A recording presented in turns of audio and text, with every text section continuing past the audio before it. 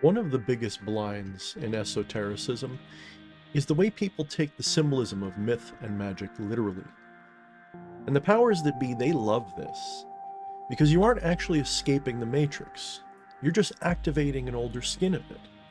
Instead of living in a world of mundane limitations and powers that rule you, you go back to when the gods trode upon you and gave the kings the divine right to rule you.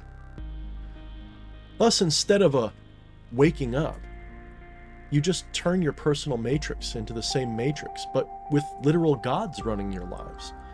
Instead of being at the mercy of natural laws and technology, you become lost.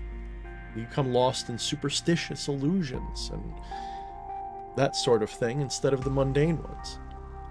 Except in most cases, it's not even an exchange, it's an added layer of control and limitation, because you're still at the mercy of all of those same mundane archons, and of course those archons are always of your own making.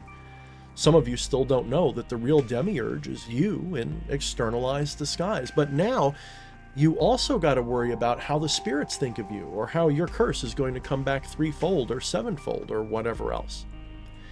You see, you guys forget the map is not the territory. But some of you don't want to hear that. You want Harry Potter. You want The Conjuring or Percy Jackson or Star Wars or some other fantasy to be reality, not the truth. The irony is, though the truth is not those things can and are found in that truth. And it is possible, even if only in a trance or some other ritual state or chemognostic state, for them to be manifested in your life right now.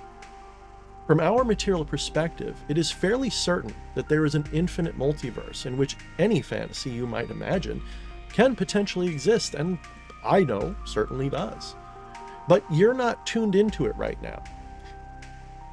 The mistake that people often make is to think that those realities can bleed together.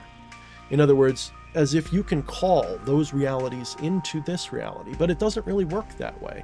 You've got it backwards. Instead of trying to bring the gods down here to your realm, you've got to shift your consciousness into them. In other words, these realities don't bleed together, we bleed into them.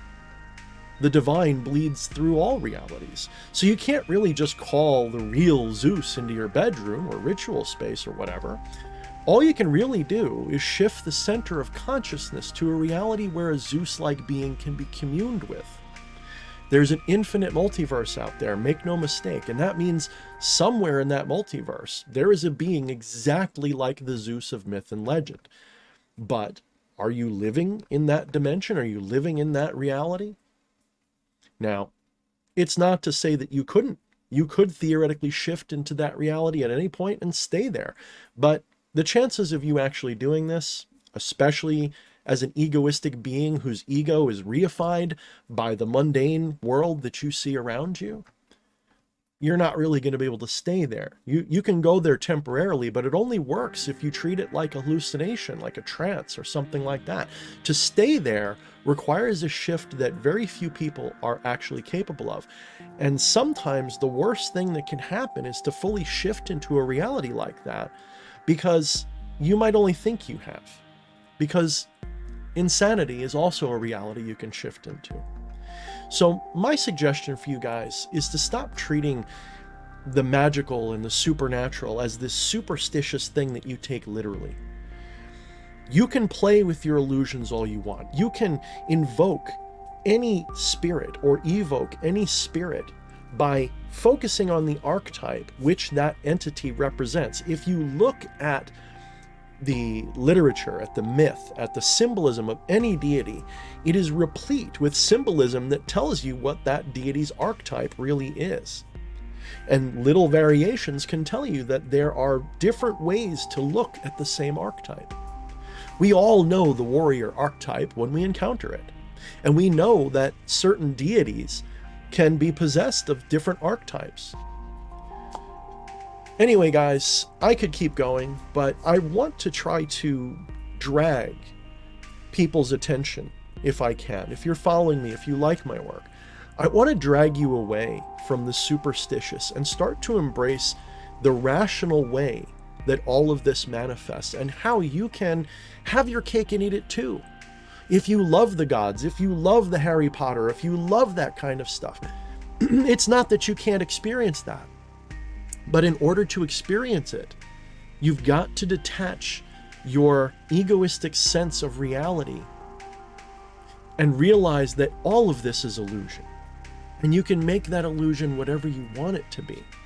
But if you think of that illusion as real, if you really invest in that reality, if you really believe the map is the territory, if you believe that all of these traditions are literally true and not true in a symbolic way, then you get stuck. Then it becomes a blind, and you can never rise above that illusion. So it's not that you can't. You can absolutely live completely in a world of fantasy if you want. You can actually live in a world that it's not insane. And if that is your will, then by all means enjoy that ride. But if you're after the truth and you want to be able to have your cake and eat it too, to live in a world of symbols without being of that world, well, it's time to study more rational metaphysics, don't you think? Until next time, mind the shadows.